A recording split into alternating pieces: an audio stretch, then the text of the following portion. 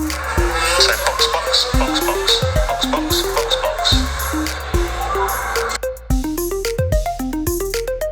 Hi, my name is Rochelle, and you're watching or listening to Box F1 Pod. Welcome to the Bahrain Grand Prix episode. I am very happy to report that there was action this time. Yay!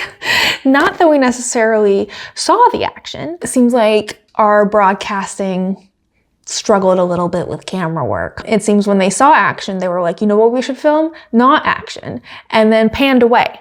But rumor has it the action happened. So that's what we will be discussing, whether we physically saw it or not. And in case you are watching this episode, you may notice that I am in a new place. I have moved, very exciting, but I only bring that up because I do not have most of my kitchen stuff, which I realized when I planned to start cooking and then realized I could not. So there will be no meal this episode, but hopefully by Saudi Arabia next weekend, I shall be ready to cook up a meal. So with that, let's kick things off with the digital warm-up. Lap 1. All right, F1 news. So, not really news, this is more like continued news from last week, but if you recall, Carlos Sainz received a 10,000 euro penalty for having a stomach issue. He was seen by a medical professional and he was deemed sick, got a doctor's note, and the FIA was like, it's okay. Normally you would have been fined 60,000 euros. However, we shall let this pass and only fine you 10,000 euros for shitting.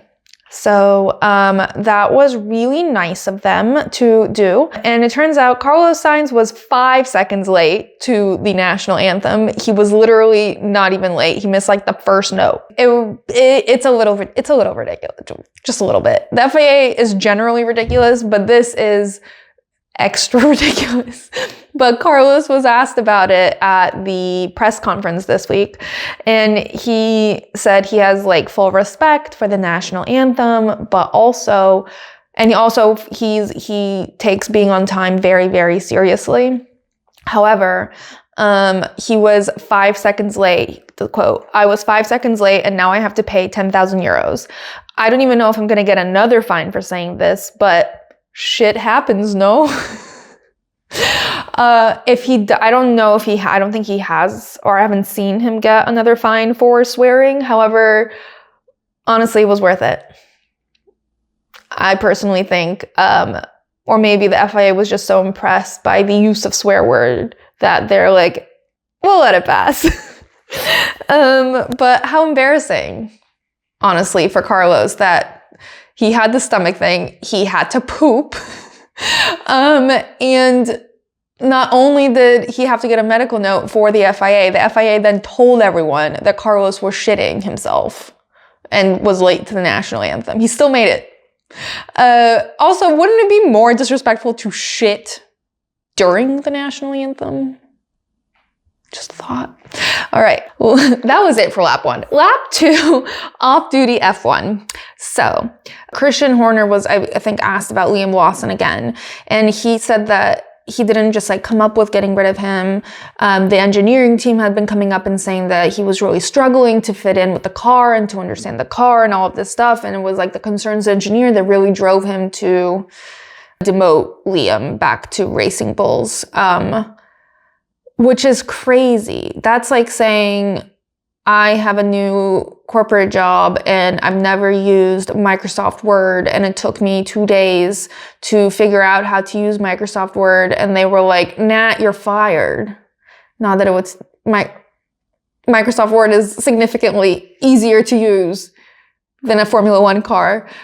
So I feel like I get what he's saying, but also we all could have guessed that this would be an issue, considering he's a rookie driving what used to be the best car on the grid that is also designed specifically for one type of driver. Just because he's like aggressive doesn't make him Max Verstappen, you know?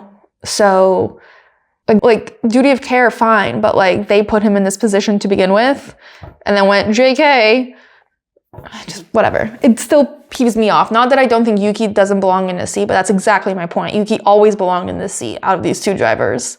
So, but like you already chose Liam, so stick with Liam, you know? All right.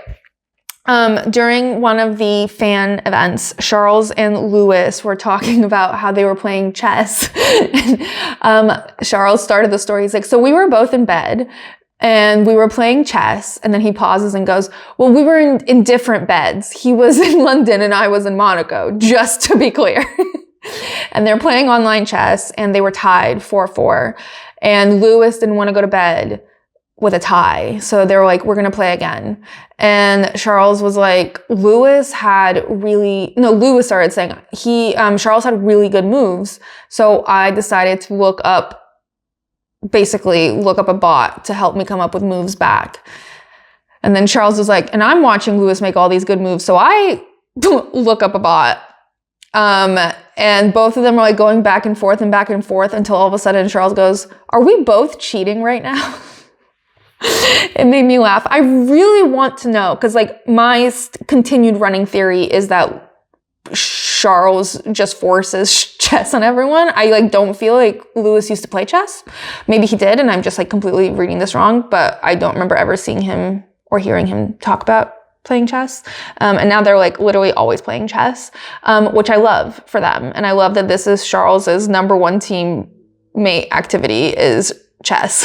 Throwback to when him and Carlos were playing during the red flag in Spa, just sitting next to each other in the garage. And the commentators were like, oh, classic young people, always on their phones when they can just talk to each other. And they were just playing online chess with each other. But I just find it so fun that this is Charles' like go-to activity with his teammates. All right. James Vowles was doing an F1 Explains video and he was filming it in his office. And the camera, you can see in the camera shot, a head peeking through the door and then backing out and then peeking back in, and it was Alex Albon. And they called him in and he was like, sorry, just like before sessions, I used James's bathroom. And the guy interviewing James was like, oh, don't worry, 10 minutes ago, Carlos Sainz tried to do the exact same thing. And Alex was like, what do you mean tried? He didn't like follow through. And then he was like, all right, BRB, gonna be about 10 minutes. And it was just a funny interaction. But I also lol at the fact that they both go use James's bathroom. And also, why does James have the best bathroom? Shouldn't the driver, is this also, excellent question I just thought of, is that where Carlos was shitting during the national anthem? Because what a story that would be. Also, speaking of shitting and the word and swearing, during the pre-race press conference, Oscar was answering something and then he went to the journalists, wait, do you guys get fined if you swear? And they don't. But it was quite funny. Oh, also, this is not like a story, but this was an edit I saw on TikTok, which I just thought was great, but only if you know what I'm talking about. There is a musical called The Six. I don't know if anyone knows, but it's basically if King Henry VIII's wives were like a girl group, and it's like a concert, basically, and they sing about their story with Henry VIII. And the first song in the musical is like a summary where they're all like talking about their story, and it like gives like a sneak peek.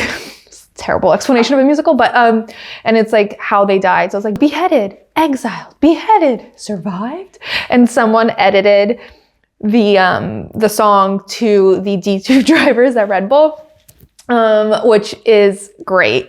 And it's them all like basically trying to get back at King Henry VIII / Max Verstappen. Not that I personally am comparing Max to Henry VIII. Don't really think that's comparable, but it's really funny, the context. And then the Yuki is the survived with a question mark, because we don't know if he'll survive. I'm sure he'll survive. Will he thrive? TBD, you know? Anyway, that's just an edit, but it's linked in the show notes. So if you know the musical, suggest go watch it. If you don't know the musical, I suggest you watch it, because I feel like you'll want to watch the musical after you hear the song.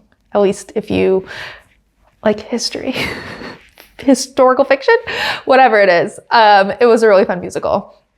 Anyway, Little aside on that, but moving on to lap 3, trackside in Bahrain. Lewis had his curls down and it was very cute. I think the whole time I've only seen him with braids and like a buzz cut or whatever he had back in the day.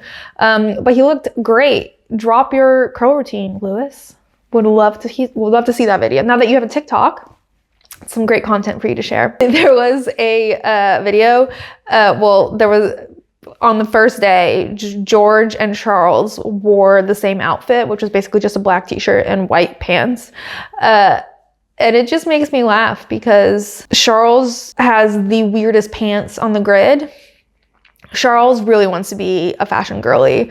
I wouldn't say he's he has some interesting choices, particularly the pants. Like I don't know if I ever mentioned, but for my friend's birthday, I got her a t-shirt that just had a picture of all of Charles's like weird pants. If anyone knows the blue, like weird blue combo acid wash cow print jeans. I don't know how else to describe them. The really baggy ones that he always wears. They're really weird ones. But bless him. I'm so glad he tries because then there's people who don't try and I love to see the effort. And then there's George, who is the extreme opposite of that. Do you guys remember that video that Mercedes did the one time they were able to get Lewis to participate where him and George dressed each other for Tommy Hilfiger? And George put Lewis in like a very preppy outfit that was like basically what he wears, and Lewis somehow conjured a streetwear version of Tommy Hilfiger for George, who couldn't keep his pants up, and they looked ridiculous. And someone from behind the camera was like, "You guys look like a boy band. What would you be called?" And Lewis was like, "Wrong direction," because it looked so wrong. And this is sort of what it was giving. I feel like if George saw him and Charles wearing the same outfit, he'd be like, weird, and vice versa, honestly.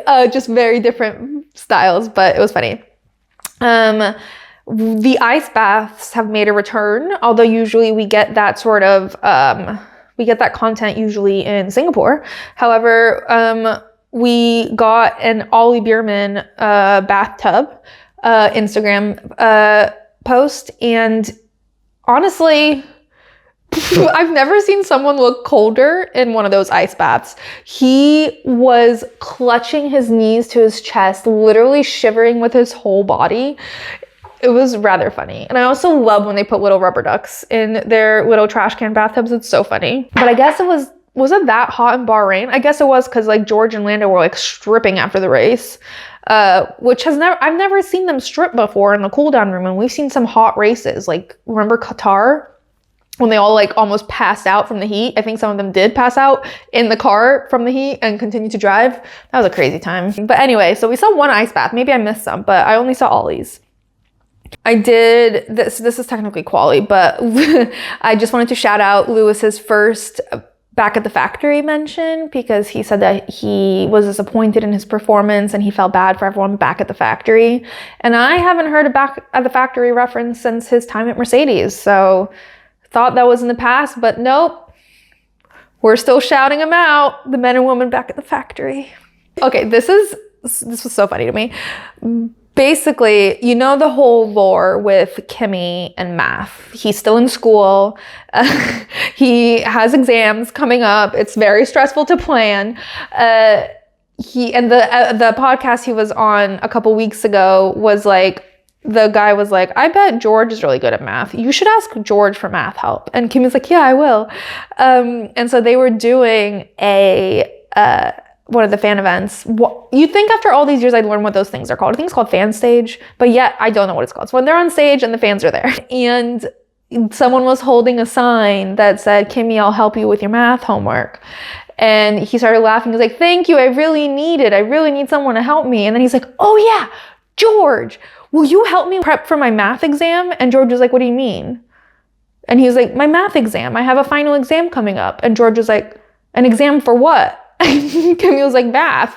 And George was like, you're still in school? How does he not know? How does he not know Kimi is still in school? It's his teammate. Has he not gotten to know him? Like, how is it? George knows everything. about everyone.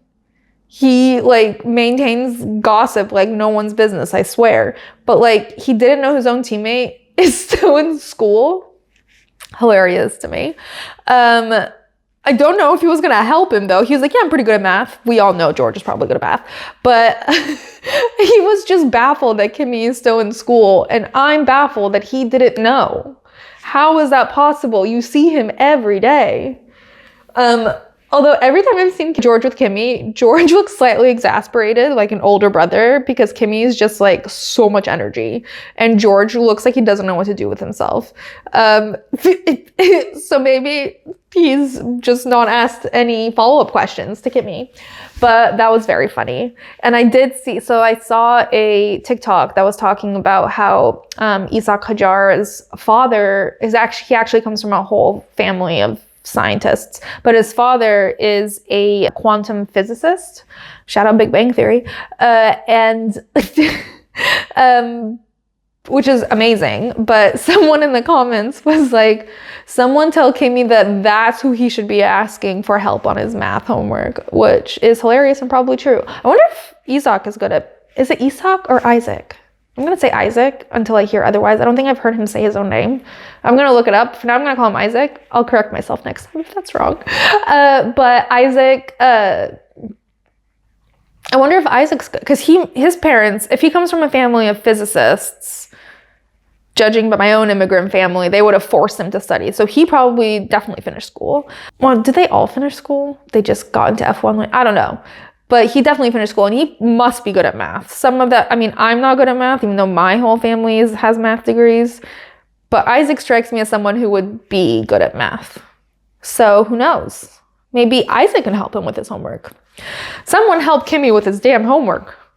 He has engineers. He has a whole team of engineers who could definitely help. He probably doesn't actually need help with his homework, but this is just a funny narrative that Kimi's like walking around the paddock trying to find someone to help him with his math homework. Okay.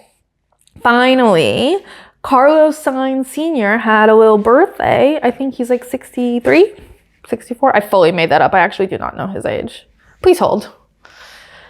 Carlos Sainz Sr. 63. I was so close. He was 62 2 days ago. He is 63 now. And Williams threw him a little birthday party. It was very cute. Alex was there. They had like a whole cake. It looked wholesome and homemade. There was like a lot of chocolate frosting. It looked a little bit like an elevated version of Harry Potter's cake that Hagrid made him, but obviously better. It was definitely larger than the little cupcake McLaren made Oscar.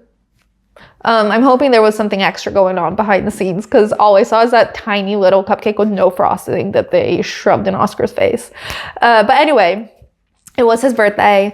William celebrated. I love all the Carloses. There's so many of them and I love them all. Carlos Sr., what an elegant old man.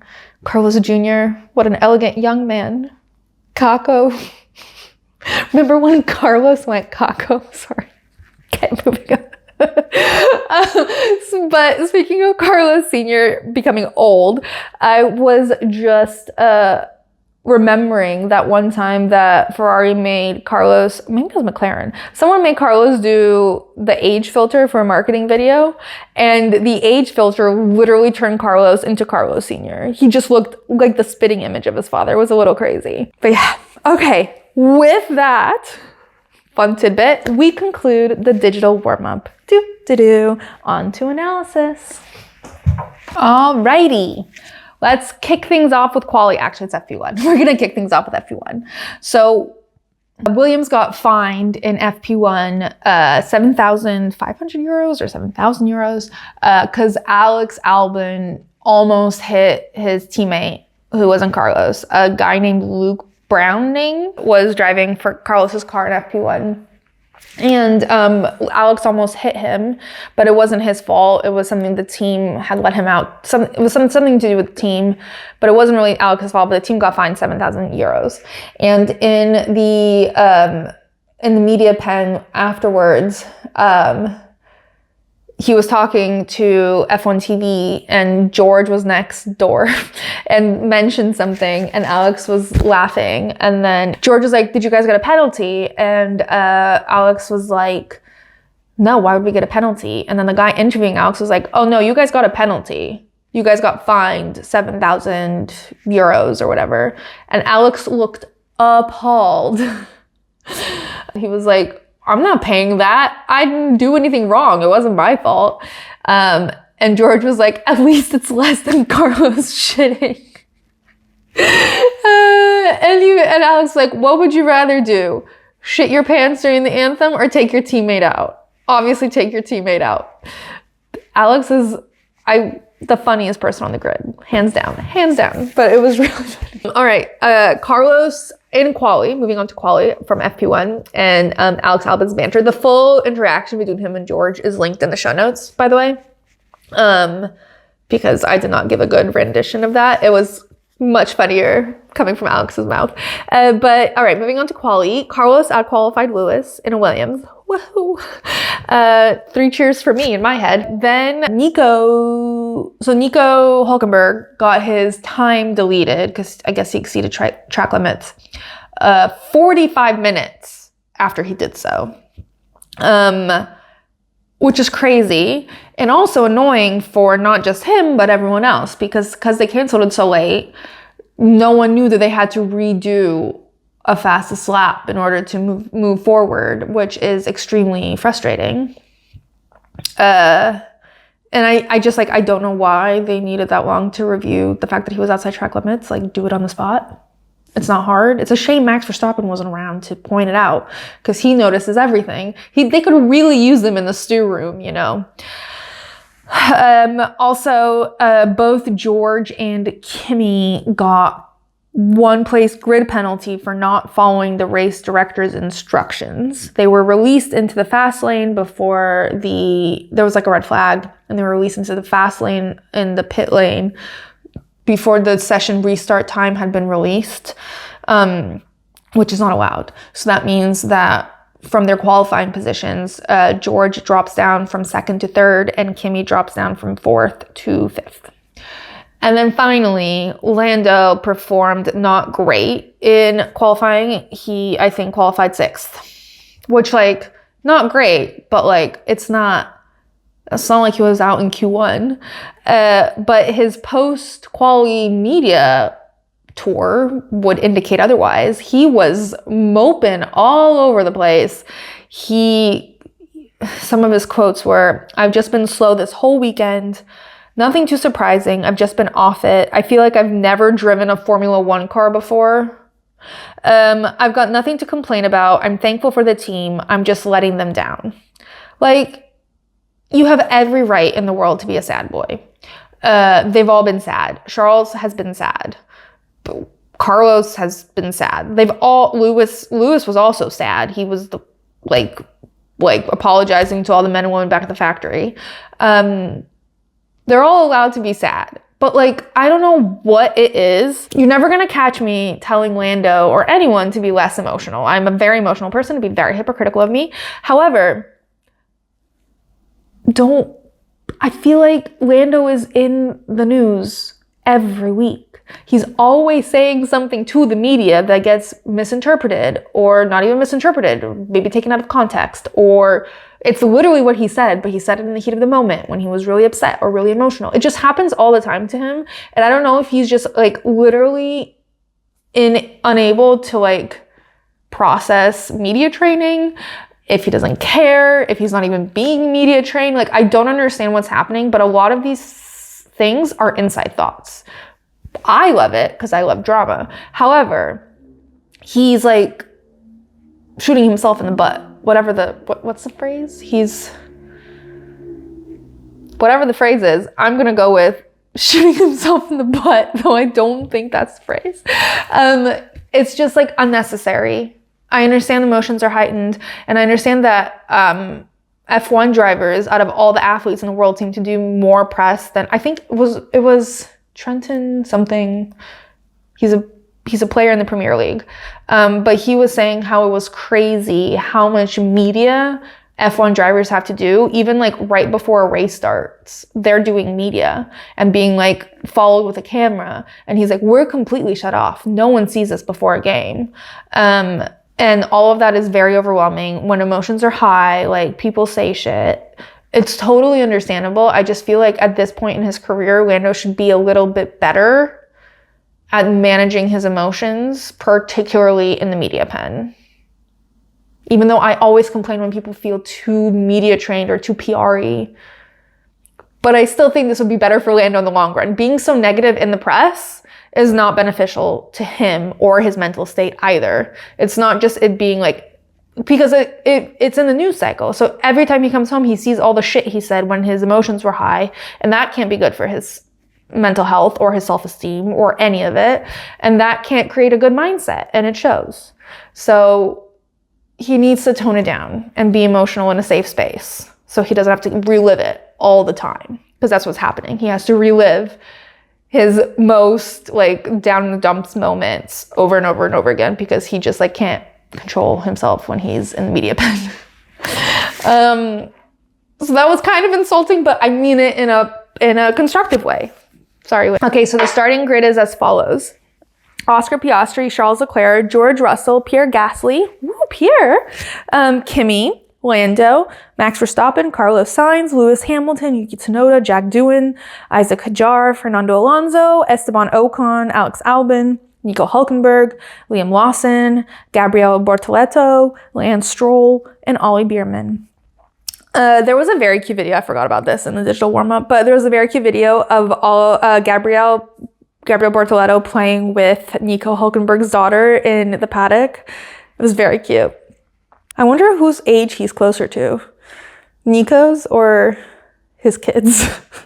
Okay, moving on to the race. So finally, after 3 races so far, we finally had an interesting race. And yes, Australia was interesting, but it was like its own flavor of drama, where like rain takes drivers out, basically, was the theme. It was so chaotic. It was wild. But this type of drama, this type of action on track is like a proper race. Like, it's not like extenuating circumstances. It's down to interesting strategy, tire management, actual racing. Like, that stuff fueled this race, and it was very exciting to watch. Which a huge part of it was strategy, particularly tire strategy, because I don't think I've seen such tire diversity yet this season, which is crazy. Usually everyone's like basically the same tire except for like one person, and they're always wrong. But it's fun to see people try different things, and it keeps things interesting. Yes, it was still difficult to overtake. There's still a lot of dirty air.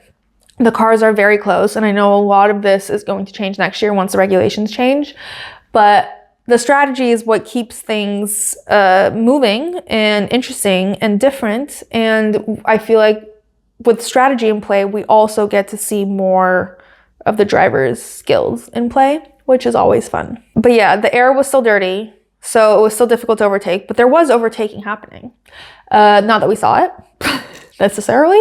In fact, the camera seemed allergic to overtakes. However, they still happened. But we'll talk about the broadcasting in a bit. But just about how we're going to go through this race, I've decided we're not going to do chronologically. I know I used to do the race rhyme, which was fun, but a lot of work. I've stopped doing the race rhyme because it was a lot of work. However, if that sort of recap before I head into analysis of the race is nice, let me know, because I can add it back in. It doesn't have to rhyme unless you guys wanted to.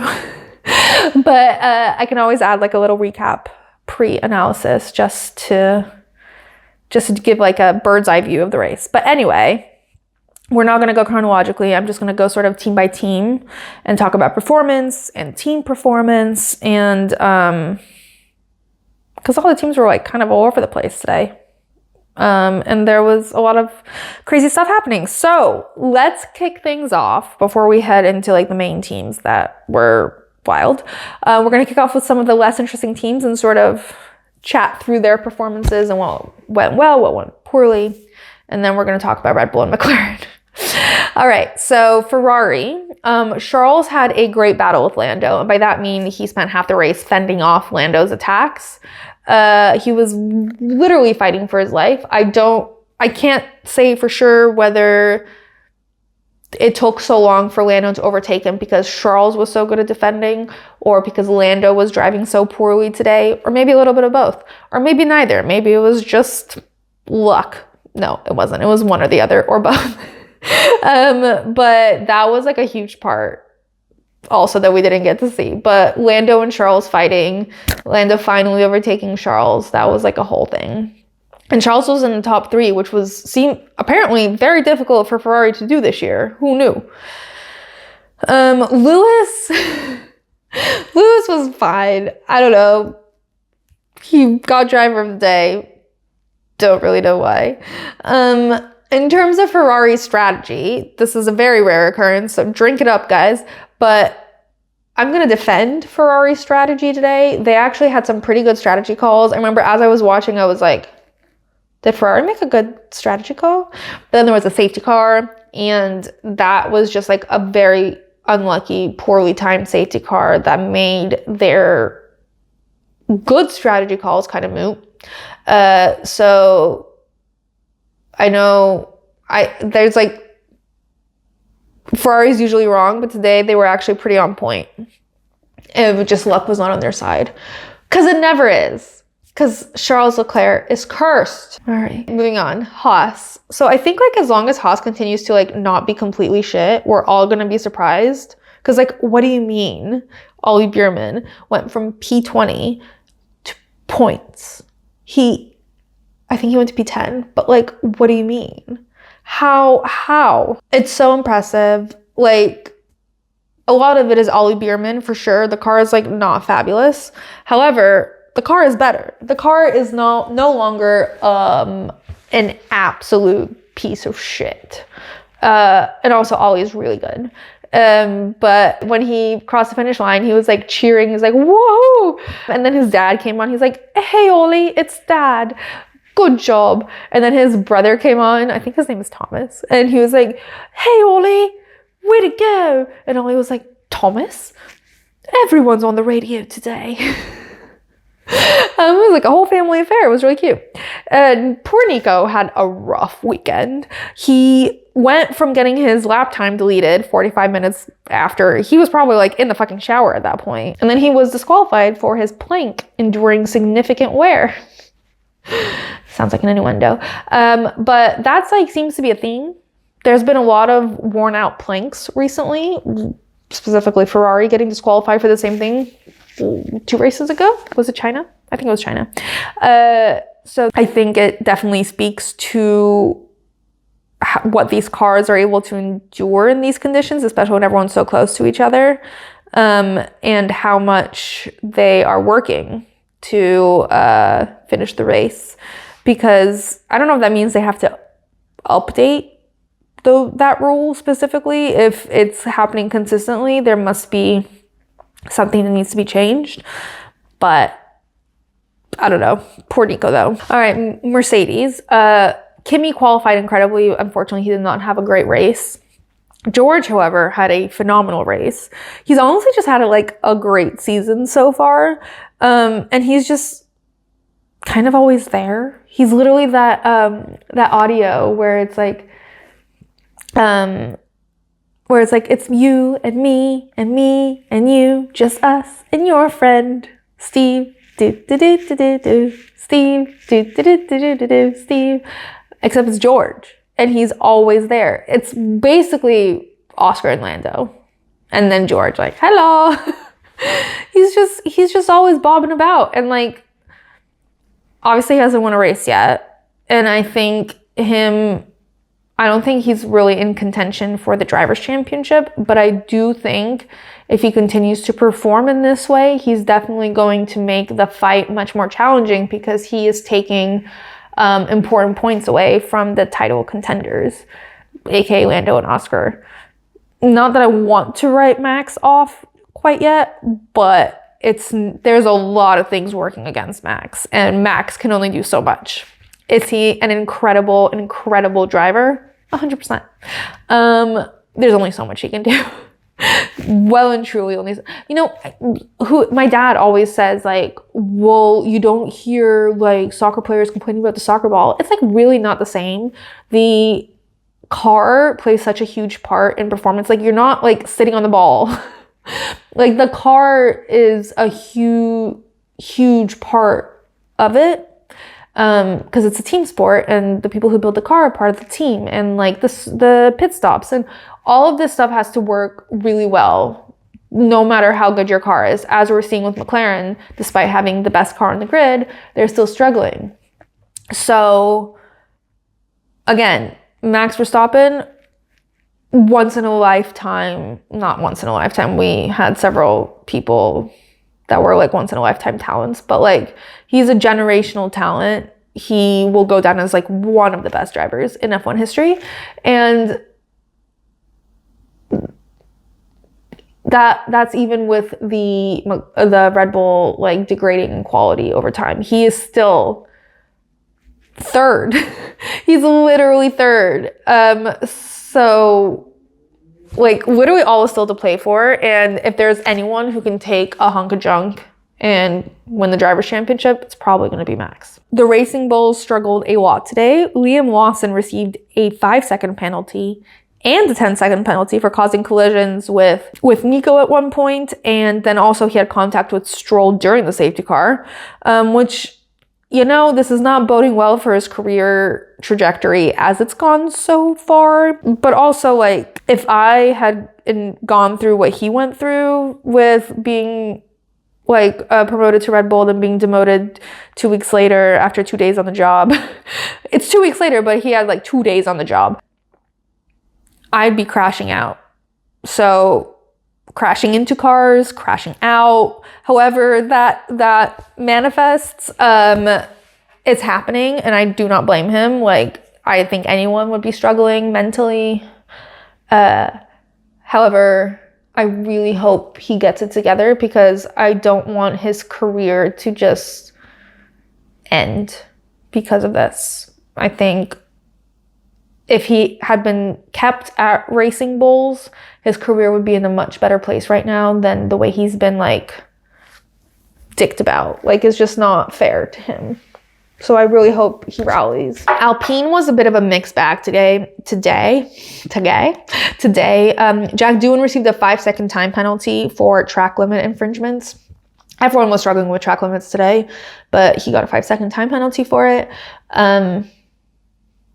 Honestly, whenever I think of Jack Doohan, I just think of that one scene where he's in Flavio Briatore's office looking like he wants to pee his pants. Not wanting to, but like he's about to. And I immediately feel terrible for him. He is not in the best working conditions either. So thoughts and prayers to Jack Doohan. But Pierre, oh my God, Pierre. So bro was in the top 5 for a while before eventually finishing 7th. But like, what a weekend from him. He qualified, was it 4th? Yeah, he qualified 4th. That's crazy work. So he had a great weekend. Alpine is on the up and up for sure. Maybe we'll get the impact of a Ryan Reynolds investment sometime soon, but it's definitely better than last year for sure. Okay, so Williams, my God, my poor man Carlos Sainz. I mean, arguably he was having one of the best weekends bar like Oscar, and then bam, literally bam, because contact with Yuki put like a giant fucking hole in his car, and that is what caused the safety car, because there was debris on the track. Because there was a giant hole in Carlos Sainz's car, like giant, like half the car was gone. But the craziest part, the absolute craziest part, was that Yuki did not get penalized for it. And like Stu, if you're new here, Stu is what I refer to the racing stewards as, particularly when they're being like especially unreasonable and ridiculous, because like in my head they just form this like singular blob called Stu. But Stu was whipping out penalties left and right today, so why didn't the giant hole in Carlos Sainz's car get penalized? I don't know. Don't really understand it. There probably is a reasonable explanation for it, but there also might be a completely unreasonable explanation for it. It's really one way or the other with Stu. You never know. You never know. But I really hope Carlos's luck changes soon because it's just been a rough ride for him at Williams. It's just gone from bad to worse. And every time you think there's like a light at the end of the tunnel, he gets fucked. So fingers crossed for Will Carlos Sainz. Let's hope things turn around. They almost turned around and then they went back in the shitter. So I will always laugh now when I say shit and Carlos in the same sentence. All right, moving on to Red Bull. Up until today, I really thought it was nearly impossible for Red Bull to have a bad pit stop, especially for Max to have a bad pit stop. However, they didn't just have a bad pit stop today, they had 2 bad pit stops today. Basically what seems to have happened, in addition to them just generally being kind of rough stops, is that their traffic light thing that indicates the color changes from red to green when the drivers can go. It wasn't working, so it just stayed on red. And so I think both Yuki and Max kind of got stuck in their pit stops. Max definitely got the worst end of the stick, but the thing just wasn't working. And everyone's been saying to bring back the little lollipop lady, which is what they call them in England, but it's the little holder thing with the lady just standing there going red, green, red, green. Whoa. No technical malfunction there. So I'm not against that, but it's rough that a technical glitch caused both of them to have such long pit stops. And also Max was pretty pissed off today. We'll get into it in just a second, but I've always said, Max doesn't get pissed off when things are out of anyone's control. He gets pissed off when it's very much in people's control. For example, a bad pit stop. For example, he made a mistake on track. Those things he gets angry about. When it's not preventable or caused by another team or all of things that were not within his or his team's ability to prevent, he is usually pretty calm. But when things are preventable, he's not calm. He gets pretty angry, which I think is fair enough. And a very good evolution from when he just always was mad. So Max is growing. Max is evolving. I will defend Max till the day I die. I'm so sorry. It's my Achilles heel. All right, Yuki. Yuki had a pretty decent race. Christian Horner described it as actually reasonable, which feels actually rude. It just feels really rude. What do you mean actually reasonable? Actually, I think it's pretty fucking good considering the driver you opted into hiring finished in the bottom 5 every time or DNF'd. You know how I feel about him having more time to grow, but that's what happened. I think Yuki did more than reasonable. I think he did great. And I think it's actually fucking embarrassing for you, Christian Horner, because we all know, you know, Yuki knows, Honda knows, everyone knows that was the choice you were supposed to make to begin with. And now you're trying to save face because you made the wrong choice. And that's just something you have to live with. But you made the wrong choice. So, all right, moving on to Max. Every week we see yet again that Red Bull's success is hanging by a very, very thin thread. And that thin thread is called Max Verstappen.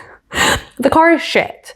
Not quite as shit as we probably thought it was when Liam was in the driver's seat, but it's shit nonetheless. And yet Max has consistently dragged that shitty car into the points over and over and over again. And even though he started 7th today, at one point he was P20, I think halfway through the race, and he still managed to finish 6th. From P20 to 6th in less than half the race, that is thanks to literally no one but himself. That's not thanks to the pit stop. That's not thanks to the strategy. That's not thanks to the fucking car. That's thanks to Max Verstappen being Max Verstappen. There were rumors that were actually spread by Ted Kravitz that Max's manager was, I honestly thought his manager was his father, but apparently it's not. It's this other guy. He was seen by Ted Kravitz yelling at Dr. Helmut Marko in the Red Bull garage. Ted Kravitz said Max's manager came into the Red Bull garage and gave Helmut Marko what can only be described as a piece of his mind. we all know Ted Kravitz hates Max. So I'm sure he's very eager to gossip about Max. But I do appreciate this piece of tea because why is he yelling at Helmut Marko? Like, Helmut Marko deserves to be yelled at. He is an asshole of epic proportions. However, is he responsible for the shitty pit stop? Is he responsible for a poorly designed car? I'm pretty sure he's just a consultant, and I'm pretty sure all of that responsibility falls with Christian Horner. Although, I guess this just proves that it's Helmut Marko running things behind the scenes. Like, we always like talk about like how much sway and control does he actually have? Quite a bit, it seems. If he's the one Max's manager is yelling at, I would say this shines a pretty glaring light at how much control he actually has in that team. And also, last year when Toto was very desperate for Max Verstappen, like drooling at the mouth for Max Verstappen, and we were like, I was like, there is absolutely no way Max is leaving Red Bull right now. Yeah, they're not in a great place, but like, they're not in a bad place, and he's not leaving the team he's just won multiple championships with. So while that idea was a little crazy last year, this year, it feels less crazy, especially with how things are going, with Max's position as third in the standings being literally only down to himself. I could see him moving. I don't know where. I truly can't imagine him anywhere else. He's like he is Red Bull. Even though I think he's much better than Red Bull. He's way better than them, but like, he is Red Bull in my mind. So like, it's hard for me to imagine him in different colors at a different team. There's rumors that it's probably Aston Martin because they're going to offer an like astronomical amount for him, and Adrian Newey's there, and he clearly trusts Adrian Newey. I don't think it's going to be Mercedes at this point, and I don't think it ever was going to be Mercedes. It's just a terrible fit for him. It's not going to be Ferrari. I don't know where the fuck else he would go. Like, where is he going? I don't know. Maybe he'll retire. It's just, I don't know where else. I don't know. I definitely believe that he probably might not stay at Red Bull unless things drastically change, unless they've got some crazy plan for next year with the new regulations. But I don't know where he's going to go, or if he's going to go anywhere, or if he's quitting altogether. It's a mystery. All right, moving on to McLaren. Lando. Okay, so Lando had an absolutely terrible quali, as we've discussed. Well, it wasn't that bad, but he was acting like it was the end of the world. It was actually rather mediocre. It's okay though. He said, I'm just going to sleep. And then he slept. And it seems like it worked because, wow, what a start from him. And like, by the way, Lando is never escaping the reputation of shitty starts. Like, that will follow him till his last day in F1. Like, once a shitty starter, always a shitty starter. The same way that Max Verstappen was like an unhinged, raging little tween. And in many people's eyes, he remains an unhinged, raging little tween, even though he is not really, doesn't really rage ever. Except for, of course, when he has to wait like 10 seconds for his pit stop. Then he rages, and it's well-deserved. And his raging is more like a respectful peeving. He's just like a bit peeved off. But anyway, speaking of Max, approximately 2.5 seconds after Lando's glorious start, where he found himself in third, even though he started sixth, we find out that he's under investigation for a false start. And how did this information come to light? You think Stu found it? No. Max Verstappen reported it on the radio. Immediately. I think they were still in the starting grid. He's like, Lando's outside of his box. That man should, when he transitions out of his F1 career, he should consider volunteering as a stew. Because, my God, not a thing will go past them. He is meticulous. Nothing escapes him, even when he's driving a car 200 miles an hour. He sees it all. But it ended up costing Lando a 5-second penalty. And yes, Lando finished third in the race. But my God, what a rough fucking journey from start to podium. There were just so many mistakes. And like these were mistakes that I thought, not just during the race, but also like his attitude this whole weekend. I thought these had been resolved during the winter. The first couple of races, he seemed rather cool, calm, collected, but he was frazzled AF this race. Like, he spent half of the race battling Charles when he's clearly got the fastest car on the grid. Why was it so hard for him to pass Charles? It was just, it was bizarre. However, I will say in Lando's defense that despite this, he's clearly driving the fastest and the best car on the grid. It's clearly not that well suited for him. He's obviously struggling with it more than anyone expected, including himself. However, I do think that's only part of the problem. A big part of it is that he still doesn't have the attitude or mindset of a world champion. And that is so key to getting a world championship.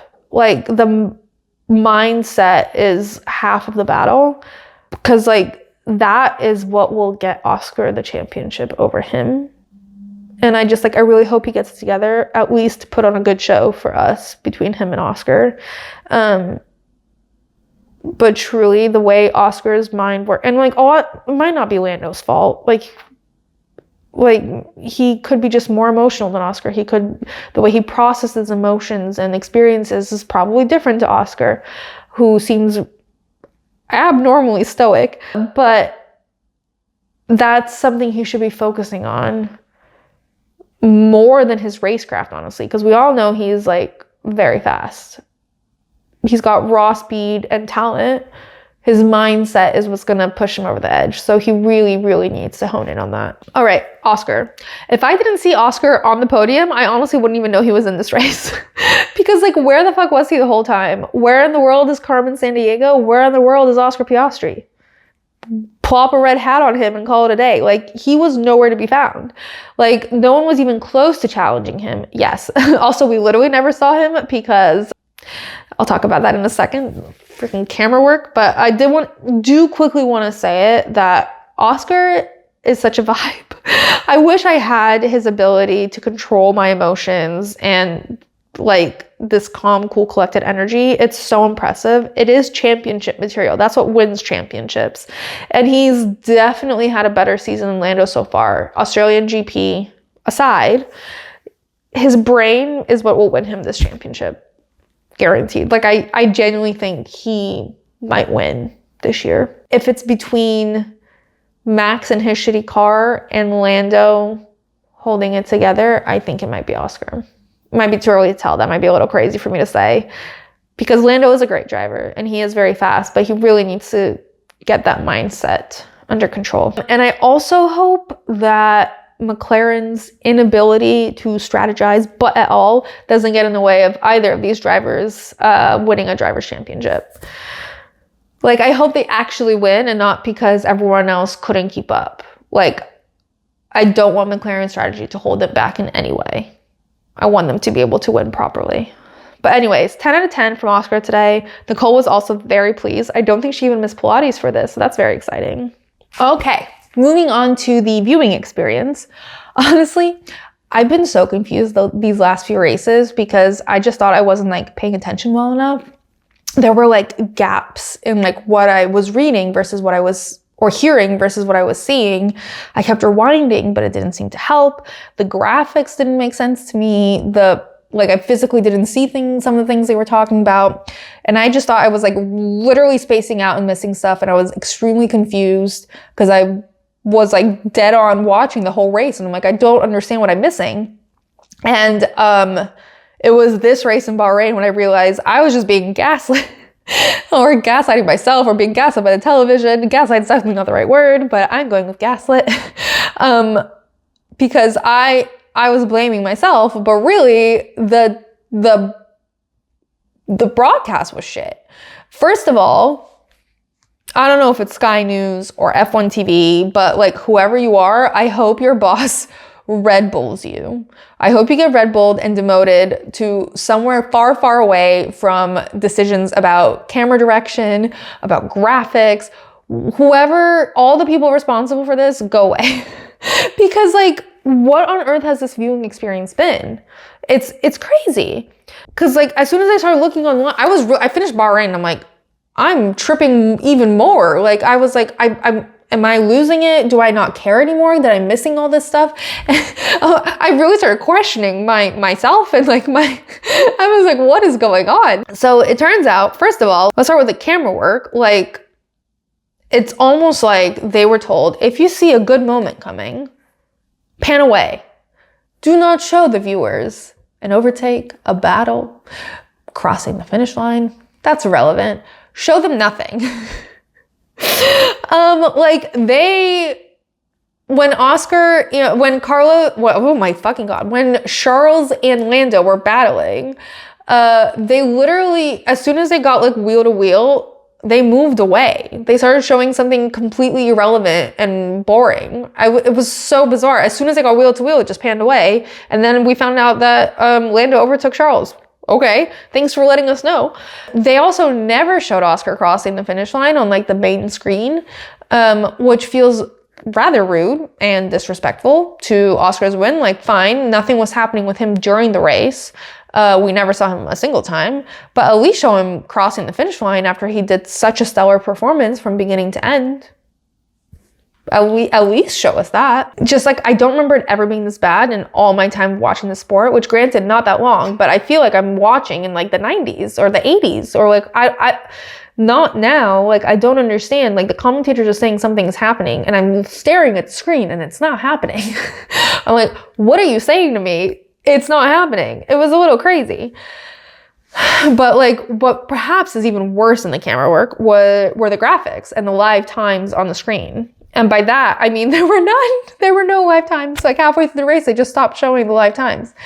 I believe what happened, now that I've investigated and realized I'm not going crazy, was George began to have issues with his transponder. The transponder is basically the thing on each car that connects to the radio tower.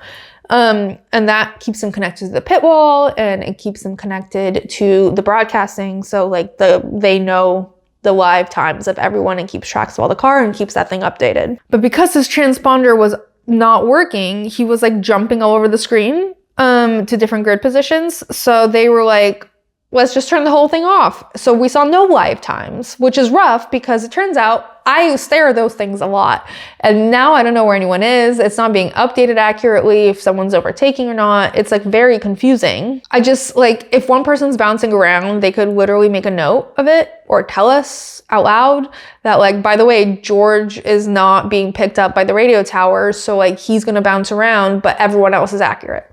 Nope, not doing that. But like another thing that happened because of this is George was being investigated after the race for opening DRS at the wrong time when he had no DRS, but he opened it anyway. And as it turns out, this is also connected to the transponder because since this transponder wasn't working, there's another button that will manually connect him to the radio. And he was instructed to hit that in order to stay in communication. So he hit it, and turns out this button is also a manual DRS activation button. So he accidentally turned it on, but then immediately turned it off and like didn't actually use it. He like immediately slowed down. And I just feel like, why would you make a button with two purposes? Why would one button do two things that are not relevant and like just do two different things? Like, why would a button connect him to the radio and turn on DRS? That is a crazy thing. Were they run out of space? Like, were they trying to be more efficient? Because that seems stupid to me. That does not seem smart. I don't understand why a button would have a dual function. It's very weird. Anyways, all this was a disaster. And it wasn't just that. He was also having brake issues. Basically, the fact that George finished P2 is crazy to me because he had so many technical issues, just nonstop, just so many issues. But also, he didn't get penalized, by the way. So he finished P2 and he stayed P2. But anyway, the issue with George is not the only thing that's been causing like issues with the graphics. They've just generally been really weird since the start of the new season. They updated everything. So like, and there's no like guide to understand the new graphics. Things just look different. For example, when they're like focusing on one driver, they'll highlight him in red, which is weird because that looks like a red flag. So like use the team color or use like yellow, not yellow because that's also a flag, but like use something else. So it doesn't look like they're like red flag. Then they start adding all these exclamation marks in different colors, and I don't know what those mean either. Maybe I'm just stupid and everyone else figured out what the exclamation marks mean, but like, I feel like there should be some guide. They should have released some sort of guide to help us understand the new graphics that they've put out, which are supposed to be to help us understand what's going on. And if they don't explain them, how are we supposed to know what's going on? But like also just besides the new graphics and like getting accustomed to things meaning different things, it's just been consistently inaccurate, which is weird and like kind of embarrassing for an organization of this caliber. Like, please get it together and step it up. They could really use Christian Horner and Helmut Marko's like trigger happy process of like getting rid of people who aren't doing their job.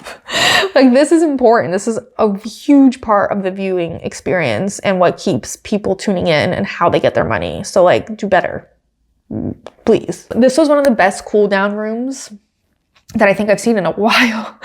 Lando immediately leads with pretty easy race, all calm, everything under control, which made me laugh because Lando most certainly did not have anything under control. Then it pans to George, who's literally just stripping in the middle of the cool down room. His suit is off halfway. I think he was taking off the shirt underneath. I didn't realize it was that hot, but there was like a lot of stripping going on. And they're watching the race and they're all commenting. And at one point, Lando points to the screen and goes, "Who's that?" And Oscar goes, "What do you mean, who's that? That's you." And George goes, "You muppet."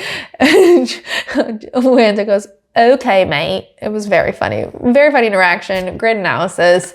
Someone pointed out that the Max Verstappen podcast might have a new host named Oscar, and I fear they might be right. Also, in the post-race press conference,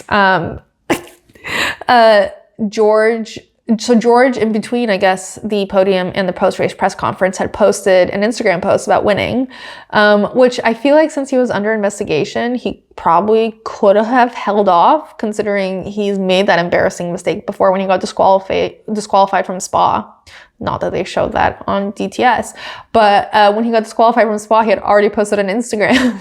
And then he was like, he had to make like a correction post to be like, "Oh, didn't actually win it. My bad." But he posted it like immediately. And one of the pictures was Lando sitting on the floor in like his socks, also like no top on. I just really didn't realize it was that warm. Why were they all stripping? But like so in the post-race press conference, he's like in the middle of answering a question, and then there's just like a cackle from Oscar and Lando. Because I guess they went on their phones while George was answering the question. And George was like, "Oh yeah, I posted that." And Oscar was like, "George really did Lando dirty." And George goes, "The ladies will love that." He like did it away from the mic so no one could hear, but we could all see his mouth moving. So we all knew what he said. It was really funny. But also during the post-race press conference, one of the local journalists asked what it meant to McLaren to win in Bahrain, which I think is the first time they even podiumed in Bahrain. And Bahrain is obviously very important to McLaren because they are partially owned by important people in Bahrain. I think the Crown Prince is an owner. They've been pictured with them before. Like when Lando won his first race, they showed Zach giving him the phone to talk to the prince. And so they both were talking about how they were like really happy to win in Bahrain and how it means so much. And Lando was like, to win for the Crown Prince and to win for all these people, it just means a lot. And then he went, and it's just so nice to win in Bahrain, which is like just like a very like small, cute little country. It made me laugh so hard. He described Bahrain as a cute little country. Literally, Lando describing Bahrain as a cute little country reminds me, I don't know if anyone here watches The Bachelor, but when Joey was the Bachelor, they went to Malta, and in his interview, he was like, "I really love Malta. It's got this like old school vibe. Like, it was a European city. It was very funny. But anyway, moving on to results. The driver of the day was Lewis Hamilton, which, like, what?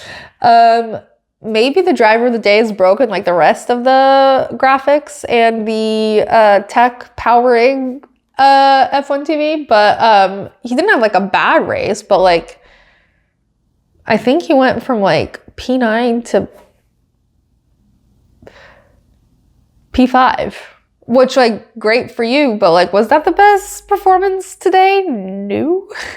I thought Oscar was so good we couldn't see him. He was that far away. So 10 out of 10 for him. Charles was defending against Lando's non-stop attacks for like half the race, which again, not quite sure if that was Charles's great driving or Lando's very bad driving, but he did that. Carlos was having an insane race before he DNF'd. But other than that, great race, great weekend. Ollie Bearman went from 20th to 10th in a Haas as a rookie. Definitely deserves at least a shout out, if not honorable mention, if not literally driver of the day. It deserves driver of the day. Max Verstappen ended up in 20th halfway through the race and then finished 6th. Also crazy like turnaround. But Lewis went from 9th to 5th, so let's celebrate that. They've been really bizarre. I understand Yuki winning in Japan because like it's his home country, but still a little bizarre. The rest of them have all been crazy. Like, why did Kimi win in China? Everyone was confused. No one understood.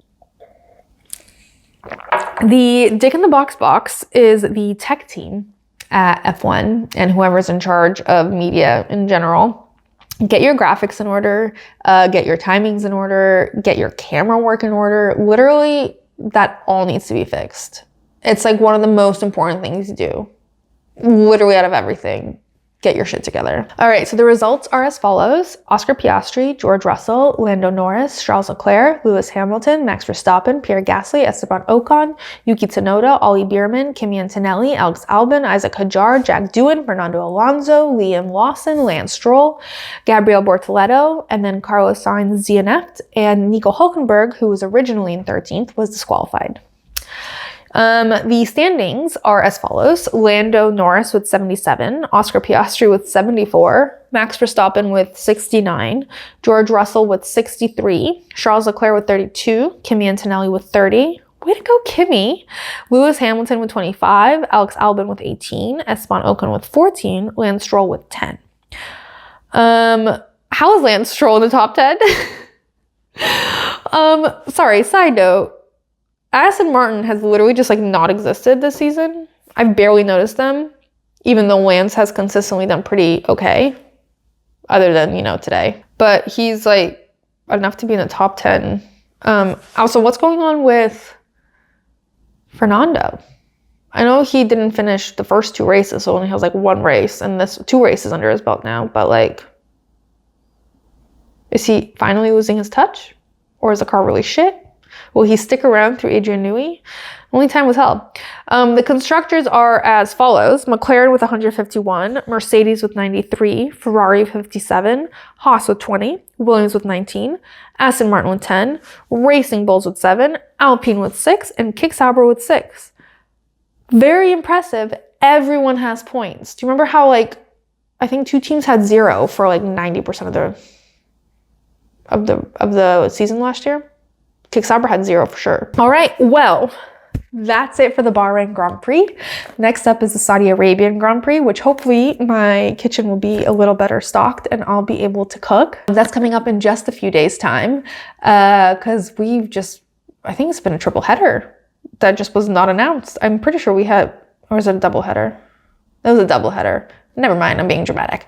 Everyone cross your arms and legs and anything else that will cross, that we get a thrilling race again. And it's not boring like the last 2, but it's been very refreshing to have an interesting race. But anyways, I will see you guys very soon. Make sure you follow, subscribe, share with any potential boxes, and make sure you follow along on social at BoxBoxF1Pod to keep up in between races. And you can always DM me with any thoughts, meal ideas, questions, just to chat. I'm here. But anyway, see you guys this Sunday. Box.